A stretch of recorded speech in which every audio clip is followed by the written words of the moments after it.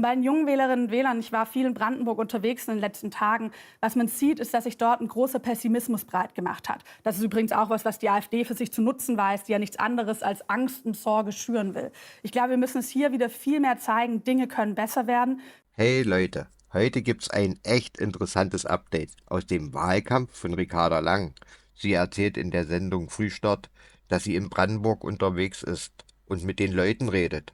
Aber bei Weichreite TV sieht das ganz anders aus. Da kommt niemand an ihren Stand und als es niemand interessiert, geht sie einfach essen.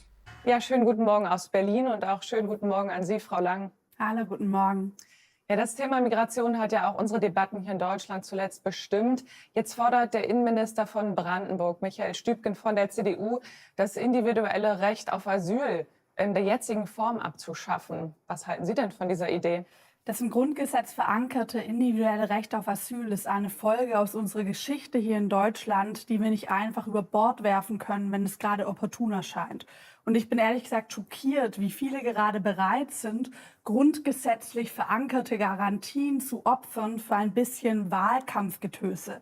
Und vor allem, wie viele so tun, als ob wir in der Migrationspolitik Ordnung dadurch erreichen, dass wir den Rechtsstaat schleifen. Das Gegenteil ist der Fall. Wir erreichen damit nur Chaos und wir erreichen menschliches Leid. Wir als Grüne sind da pragmatisch und werteorientiert. Das heißt, wir suchen nach Lösungen, aber wir orientieren uns dabei immer am Grundgesetz und auch am europäischen Recht. Und das zeigt übrigens, wie wichtig es ist, dass Grüne im Landtag in Brandenburg sitzen. Denn wir werden das individuelle Recht auf Asyl verteidigen. Jetzt haben Sie gerade gesagt, Wahlkampfgetöse. Am Sonntag wird in Brandenburg tatsächlich gewählt. Aber man muss ja sagen, dass auch die Ampel nachgeschärft hat, ordentlich beim Migrationskurs, jetzt zuletzt mit den Grenzkontrollen. Wie ist dann eigentlich die grüne Basis darauf zu sprechen? Erkennt die Ihre grüne Partei eigentlich überhaupt noch wieder? Ja, natürlich, denn wie ich gerade gesagt habe, haben wir einen klaren Kurs, pragmatisch, aber auch werteorientiert.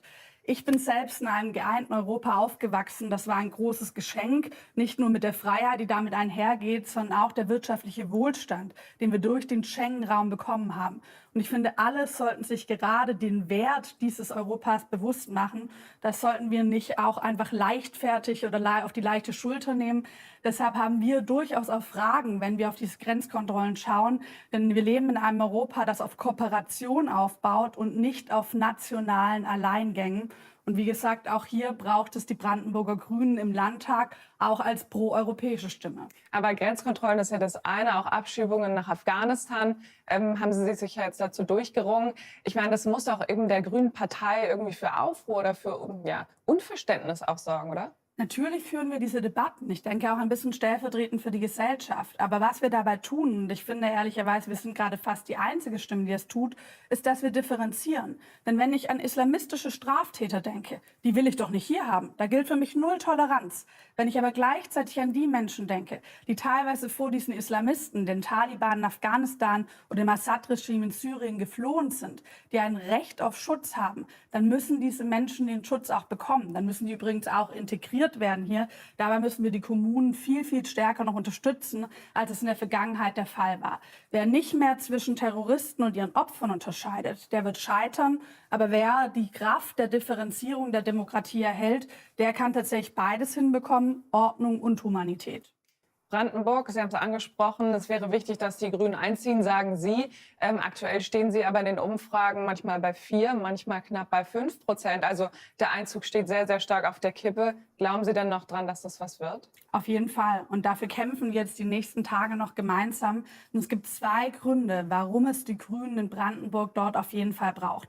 Das erste, Klima- und Naturschutz. Nur mit den Grünen gibt es eine Stimme für Klima- und Naturschutz. In den letzten 5 Jahren gab es in Brandenburg große Fortschritte beim Ausbau der erneuerbaren Energien. Dafür musste aber immer mal wieder auch gegen die Woidke-SPD gekämpft werden.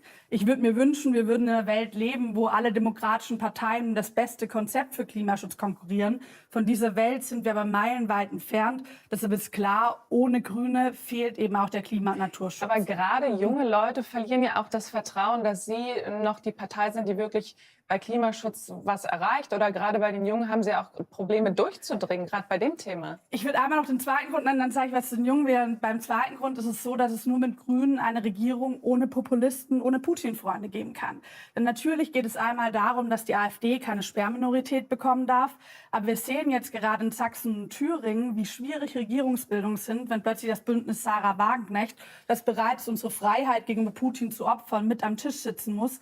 Eine Regierung ohne das Bündnis Sarah Wagenknecht gibt es nur, wenn die Grünen Teil des Landtages und dann auch Teil der Regierungsbildung sind. Und bei den jungen Wählerinnen und Wählern, ich war viel in Brandenburg unterwegs in den letzten Tagen, was man sieht, ist, dass sich dort ein großer Pessimismus breit gemacht hat. Das ist übrigens auch was die AfD für sich zu nutzen weiß, die ja nichts anderes als Angst und Sorge schüren will.